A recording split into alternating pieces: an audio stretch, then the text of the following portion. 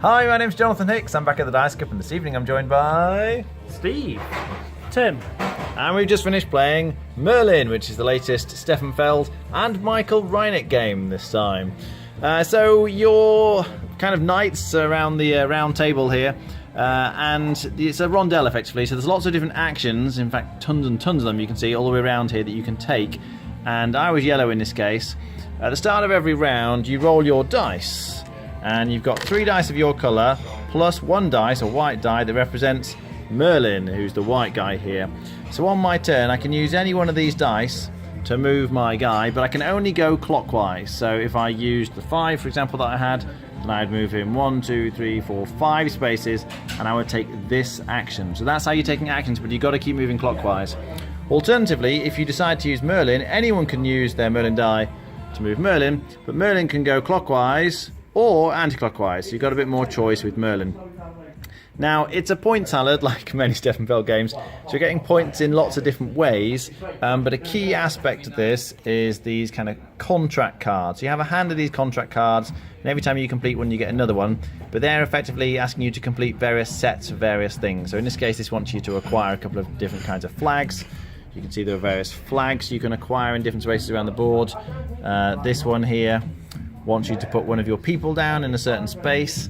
So the different kinds of actions you can take. If you go to one of these big sections like the purple here around the edge, you can take cubes for building, or flags which give you kind of one use special abilities. So this lets you flip your die over to something else, or shields, which are important because every round you get attacked by, where have they gone, these traitors. So 3 traitors are going to attack you each round, and you need to have the appropriate matching shield, otherwise you're going to lose 3 points for each one that's attacking you. And finally, you can stick an influence cube in here, and there's like a little area scoring thing at the end of the various scoring rounds as you go through the game. Whoever has the most in here gets points for majorities. So you can get the various bits from each of the sections around the outside, and you're using those in many ways to complete the contracts. When you actually, you see you have these little guys down here, so you'd put your guy down here, this is the builder guy, and take the cube. So you might then have a contract that requires you to have your builder guy in a certain spot. So those are the ones around the edges. You're also getting various points for doing things in the middle. So this is a critical action you can take, which lets you build on the building board at the side here. And again, you're kind of getting area control, so it's difficult to see the colours here. But say this section of blue here, whoever has the most buildings in that section gets in the number of victory points indicated. So in this case it's 3 spaces, you get 3 victory points, and you have to spend your little building cubes that you've acquired to build in the appropriate section. So if I spent a purple cube, I could build one of my little tower things anywhere in that line, or this line. You just pick where you want, spend your purple cube, let's say, and stick it in the spot. And you also potentially get a little bonus when you build it there. So that's the building, that's quite important. But there's various other ways of then manipulating all the different flags and things. So you can get a point for every flag you've got. You can, where you've got your influence cubes, the little things on the outside here, you can get shields from those places. You can get points for building materials. I'm not going to go through all these, but there's a ton of different actions. A couple of other things to mention though. If you go on this space, you get the Holy Grail, which allows you to break ties, which can be quite handy when you're doing the area controlled here, but also it gives you an apple. An apple you can spend to manipulate your dice. Effectively, when you spend an apple, you can say, I don't want this to be a 5, I want it to be anything else you like. Maybe you want it to be a 2, and then you can use it to move to the appropriate spot you want. So that's pretty handy. And finally, there is Excalibur, which I think I had at the end of the game. Yep.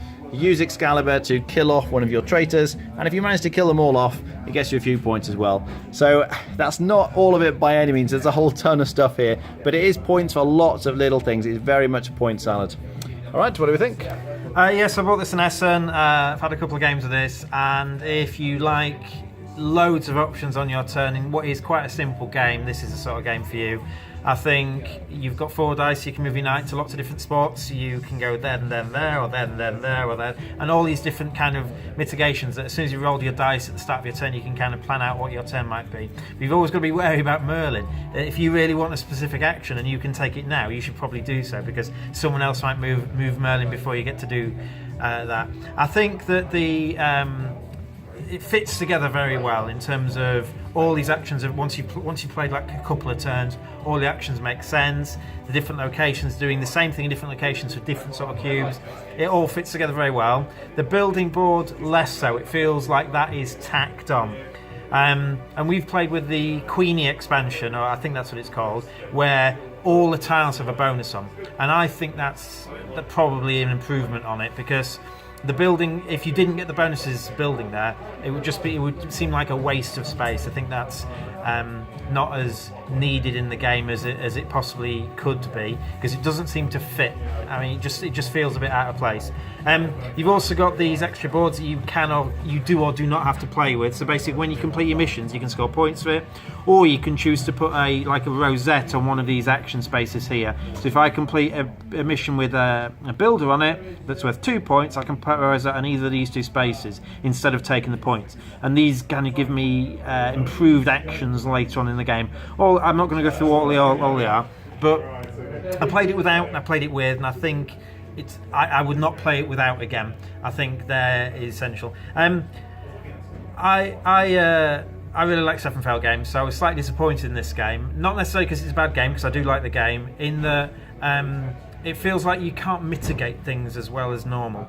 You have one apple at the start, and that one apple can change one die, but it's really hard to get an apple back. And sometimes if you pick bad mission cards, you think, I'm nowhere near any of these, and someone's completing a mission a turn after that, and although you can spend an action to get an apple, or you can spend an action to reset your mission cards, spending an action to kind of mitigate random luck feels a bit weird. In some of those other games you had incidental workers that you could use to do that, and in this game you can't. So I think the luck variance in this game has put me off slightly. Okay. Tim? Oh yeah, this is my first encounter with the game, so I think it's a good game. It's certainly very well put together. There's an awful lot going on though to get your head around, so it's certainly one of those games that you probably need to play once and then think about it a bit before you know what you're doing.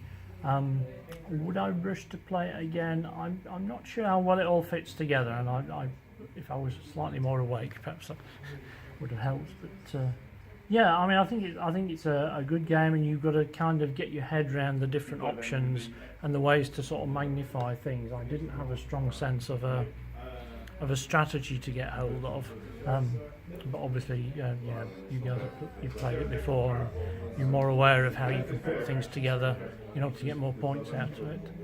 Rating out of 10? 7. Okay. Steve?